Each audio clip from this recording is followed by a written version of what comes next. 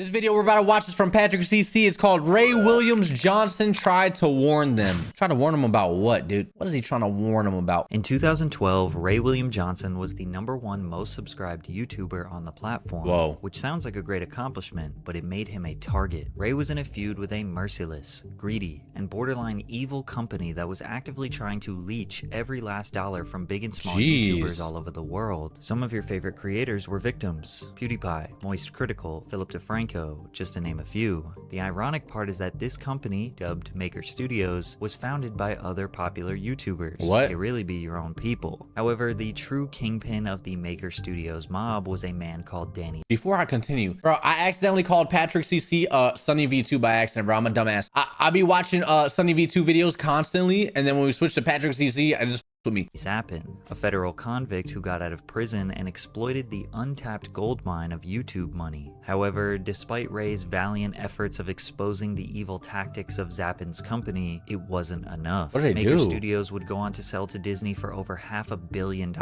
This dream team, guided by the vision of a federal convict, got filthy stinking rich at the expense of hardworking YouTubers around the world. This is how they did it. YouTube launched in May of 2005. Danny Zappin, aka Danny Diamonds, was one of their early users because he was on house arrest with nothing to do but browse the internet all day. In 2000, Danny moved to Los Angeles to be an actor but failed. He claimed it's because he confronted Hollywood's gatekeepers after being denied multiple roles. You just can't act. You're not good looking and you're bad at acting, buddy. And they blacklisted him. Because of this, Zappin needed money, so he smuggled ecstasy, got caught, and was sentenced to 2 years in prison. Danny began uploading videos to sites like Crap TV before he was arrested, so YouTube was like a shiny new toy when he got out. YouTube gained 30,000 unique users a day after its beta release in May 2005. I like this music. By the time it officially released in December of that year, it would reach a combined 2 million total views a day, and by the following month, 25 million. Then YouTube reached its first 1 million viewed video, which was Brazilian soccer player Ronaldinho receiving his golden boots. In a feat of marketing genius, Nike uploaded the video under the alias Joe B, as if it was any other YouTube user instead of the multinational sneaker conglomerate. The advertising potential was looking extremely promising, which is why Google purchased YouTube for $1.65 billion within the year of their launch. With such potential for money to be made, not only did established companies— Bro, YouTube was different back then, chat. YouTube was so different. You had Ryan Higa. You had like Fousey too. I don't know, it's like Fousey wasn't even, bro. Like who was the GOAT? Companies get involved, but opportunistic creators as well. It's no secret that creators always have and always will be the foundation, the backbone of what makes this site amazing. YouTube content in the early days consisted mostly of just things related to Club Penguin, classical music masterpieces. Oh my god, I forgot about this guy. Memes, really bad. Oh, the annoying orange. Oh my god. Tutorials, more memes, and Soulja Boy. But sprinkled in there were creators who made skits, storytime videos, theories of the universe, news channels, and the first YouTube influencers were starting to gain millions of views on their videos. YouTube then launched their partner program that pays a percentage of the advertising revenue when ads are shown on their videos. Most creators at this time treated YouTube like a fun hobby and not a career path. However, people like Danny Zappin saw an opportunity that he knew he could exploit. Danny told a few other creators about his vision: his girlfriend Lisa Donovan, her brother Ben Donovan, as well as Shay Carl and Kasim G, who were all YouTubers. One night, they all got together for a brainstorm session and laid the foundation for what would become Maker Studio. What are they plotting, bro? Everything originally, the idea, we were all content creators and there are a few others, and the idea was if we could come together and share our audience and build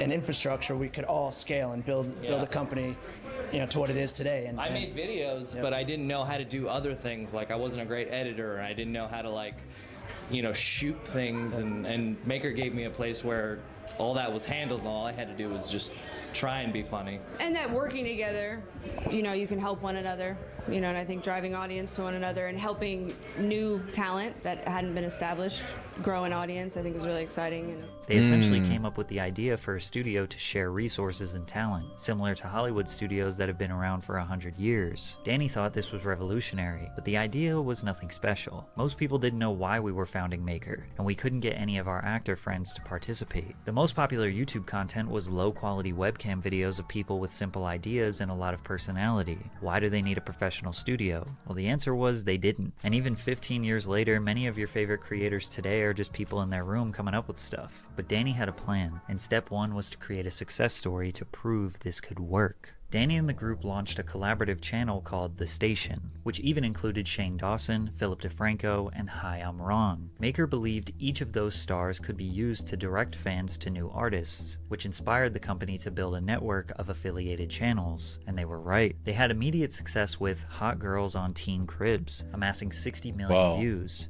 What's up, MTV? My name's Ariel. Welcome to my crib. Oh my God. Meet my less attractive friend, Jasmine. She's super What the f am I looking at? ugly, but don't hold it against her. The station established an office space where they would connect during work days to plan, shoot, and edit the content. They recruited more people to be a part of the team. Andrea's Choice, What a Day Derek, Cecily, the Fine Bros, who changed their channel to React, Michael Gallagher from Totally Sketch, Timothy De La Ghetto, the list goes on and on. Their main type of content were comedy sketches, similar to College Humor, but way worse. I've been working at this bar for 2 months now, and I gotta say, Oh no. these people are really into their craft beers. Can I get a Pooch Daddy Say song? You guys got any Blue Caboose barley wine? One doppelganger doppelbox. Hey, Teach, do you? Do I what? Do you? This is so bad, bro. You should. Ew. Most of their humor was extremely low-hanging fruit, men dressing up as women, playing on racial stereotypes, and trying to make anything as sexual as possible. 99% of this content aged terribly, but this was a time where the edgier you were on YouTube, the more views you could get. We're with two hot sluts on Abbott Kinney to see what they think about what's happening with the recession. Danny Zappin was pretty much the only person at the station who wasn't on camera. That's because he was too busy figuring out how to get rich. Danny realized they had a money problem. They had a group of 20 or so creators with millions of subscribers, and they were generating tens of millions of views per month, but the ad revenue from the partner program wasn't enough. You see, the partner program in 2010 was not even close to what it is today. It was only available to a select group of very popular creators who had to apply and be accepted. But even those people weren't making significant money because the percentage split was terrible. The only way to make more money was to get more creators involved. But the studio only had so much space and employees to provide services to creators. This is where Danny's scheme began.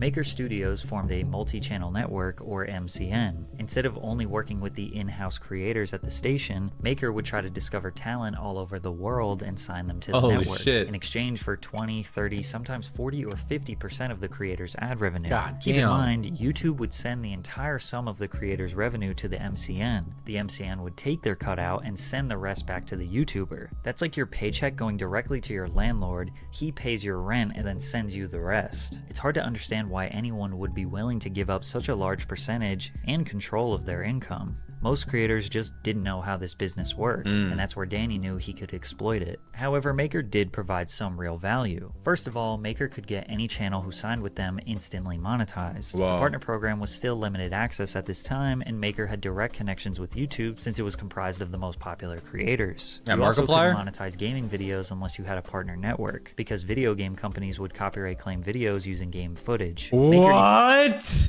Bro, what? That was a different time, bro. Imagine trying to be a gaming, like, bro, you couldn't upload gaming content? What fucking dicks? Oh my God, fuck games. even had music label connections, and music creators could use copyright music or make covers without getting claimed. Oh, wow. YouTube support was notoriously terrible, and still kind of is, but Maker would provide you with a dedicated team member to help you with all of your YouTube-related issues. Kenji, you wouldn't have a career back then? Are you crazy? Did you not just hear him? He said YouTube was, to get the most views on YouTube back then is you had to be edgy. Motherfucker, you think I can't be edgy? What? I'll turn into them little cringy ass fucking, what is it called? 4chan users, motherfucker. I'll fuck around, do some crazy content. I would, you know them annoying motherfuckers that you see on TikTok right now with the microphone talking about some, what do you want, a thought daughter or a gay son? And then they point the mic towards the motherfucker they're asking a question to. I would do that, but I wouldn't even ask them. I'll have the mic and be like, fuck you, bitch. And then put the mic to him. You have nothing to say? Okay, go fuck yourself.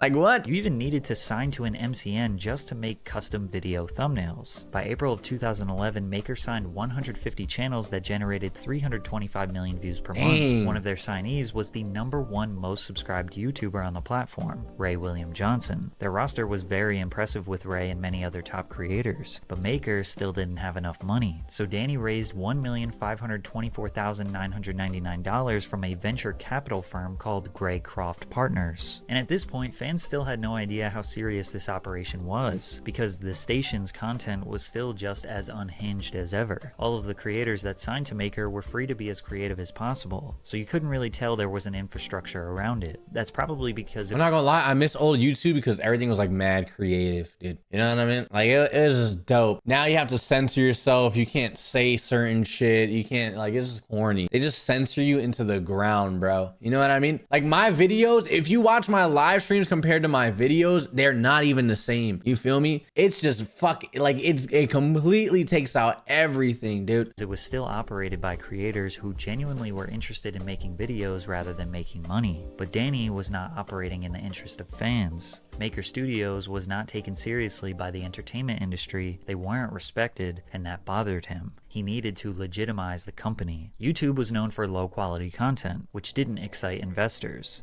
I think the next stage that YouTube will eventually go to is what Netflix is doing. I think they'll step up and they'll start doing quality content and programming in the same manner. That's not just, Annoying Orange is huge and it's great, but the production value in a lot of them, and I'm not knocking them, but the production value on the majority of YouTube videos is not there. But I think You talking about, bro? I mean, he not wrong though. Look at Mr. Beast, and they still hold Mr. Beast, bro. They should have checked. If you look at Netflix came out with a crab game show, dude. They hold Mr. Beast. If they partner with Mr. Beast to do that crab game shit, it would have been so much better, like 1,000 times better, dude. Oh my god. I think once they step up to that next level, and I don't know what your plans are, but then yeah, it becomes its own network, just like Netflix and all these others that you're going to see popping up. So Danny wanted to make their company as big and legit as possible. By mid-2012, they signed over 2,000 new channels and had viewership in the hundreds of millions. They leveled up from their previous makeshift office space to a now 40,000 square foot series of buildings in Culver City. They grew to 260 employees, a group that includes advertising sales, business development. So how is this a scam? I don't get it. Maker tried to create animated series and shows that could be formed into movies, traditional television shows, merchandise, etc. But their most popular signees were still just regular YouTubers. Maker created what looked like a very successful production studio with multiple different departments servicing their clients, when in reality, it wasn't being put to use. And out of desperation, Danny Zappin made a critical error. Most of Maker's money was coming from their top few creators. Ray William Johnson was their cash cow. Danny approached Ray and said Maker needed a bigger cut of revenue from his online show, Equals 3.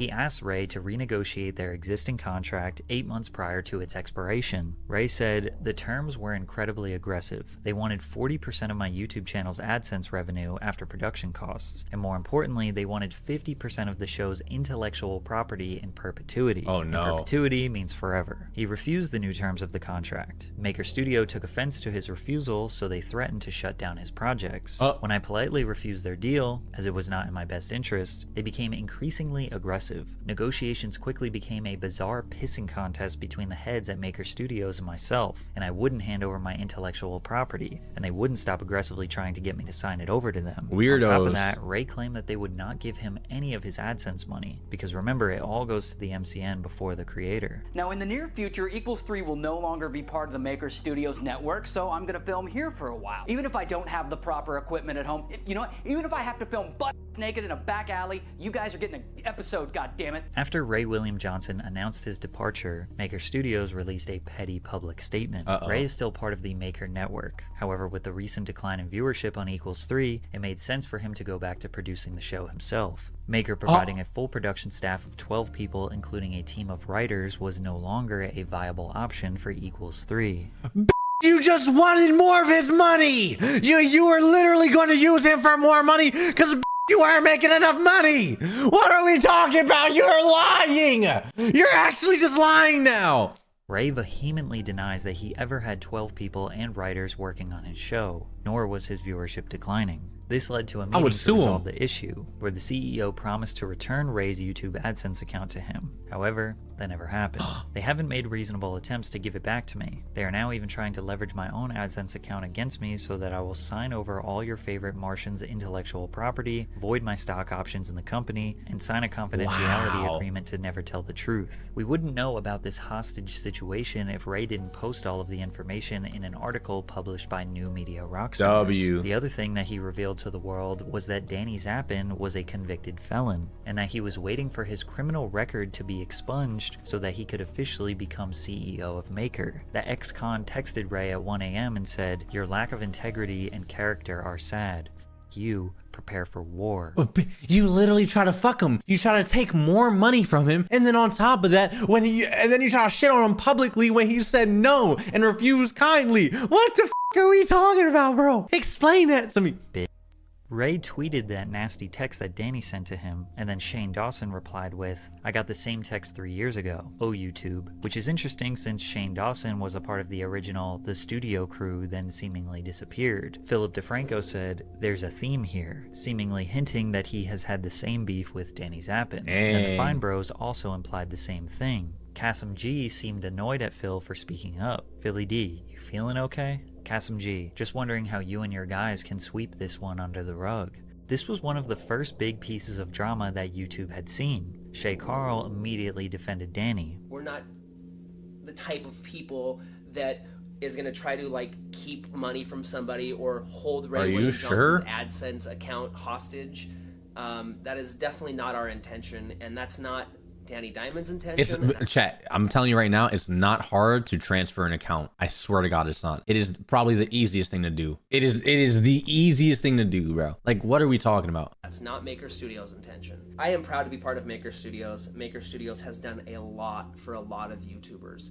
They have made it possible for over 350 people. Eyebrows were just different back then, chat. I'm not gonna lie to you. Y'all bitches in 2000s, bro, the early 2000s, I don't know what the f y'all bitches was doing. I'm just saying, like, y'all had little fucking pencil strings. Like, I don't know what the f to call it, dude. Y'all was just fucked up. Oh, God, dude. I'm so happy we back to the motherfucking the thick and bushy. You feel me? I love that. Bro. Like, holy shit. She's a prop. Heard you. In this YouTube space, people like my brother and my sister have medical benefits because of Maker Studios, because of people like Danny Diamond and Lisa Nova, and a lot of YouTubers, countless YouTubers, would not be where they're at today, me included, me especially, if it wasn't for Danny Diamond's idea and passion for this company. It's no surprise that Kasim and Shay rushed to defend Danny, as they were two original founders who were set to make a ton of money during the sale of Maker, whereas Ray, Shane, Philip, and the Fine Bros were not founders but the people who had the most clout that made Maker famous, and at that time were bringing in the views to boost the company's portfolio. Fans didn't know if they should support the creators who had nothing to gain by outing Danny, or support the creators who founded the company set to make millions of dollars. Because in the middle of this drama,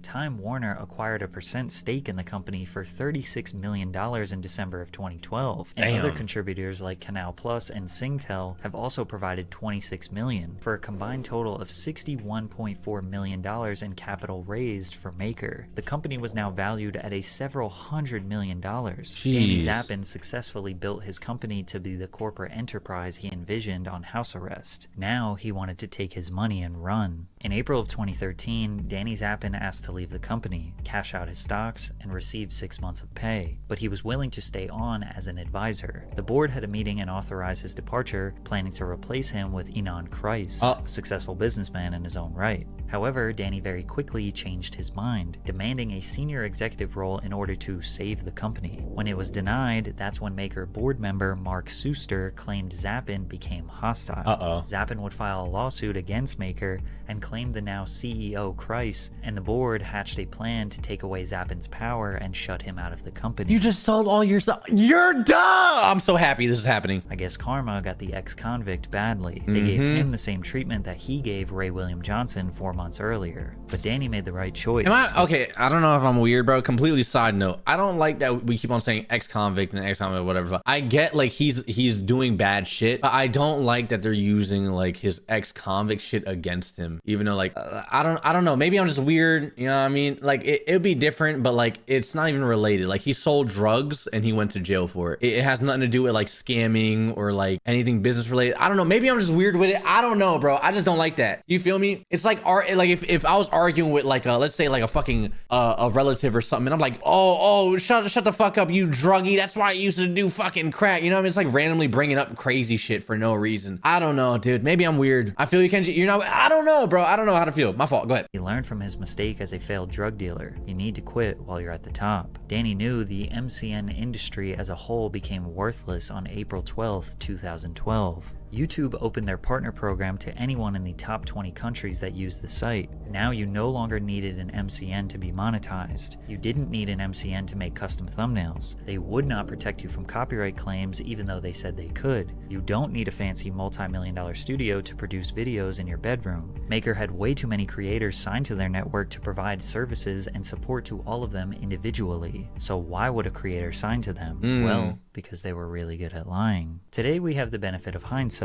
We know how many independent creators have built legitimate businesses through YouTube. We now know that YouTube is somewhat of a stable career path. It's not just some wacky hobby that only fringe kids do. In 2012, the future of YouTube was still unknown, so it was very easy for sales representatives at a big company like Maker to convince little old Patrick that he needs the backing of a major corporation. But they even convinced large creators to join. In December 2012, Maker was able to acquire the new #1 most subscribed and viewed YouTuber on the platform, PewDiePie. Once that happened, they acquired most of the YouTube giants. Epic Rap Battles of History, Tobuscus, Markiplier, Jacksepticeye, to name a few. They quickly became the #1 MCN. By early 2014, they had over 55,000 signed creators to their network. But big creators like PewDiePie likely were not giving 10 to 40% of their ad revenue to Maker, especially amidst their bad press. Some creators gave Maker 0% of their ad revenue. Nice. And the reason Maker took 0% was more devious than you could imagine. The fact that MCNs received the entire ad revenue check from YouTube, then took a small percent or 0% before sending it to the creator was crucial for their business model. It makes their cash flow look insane. Maker's bank accounts were holding tens of hundreds of millions in cash. MCNs used these numbers to convince investors that YouTube was an untapped gold mine, and it was— Wow, that's kind of smart, bro.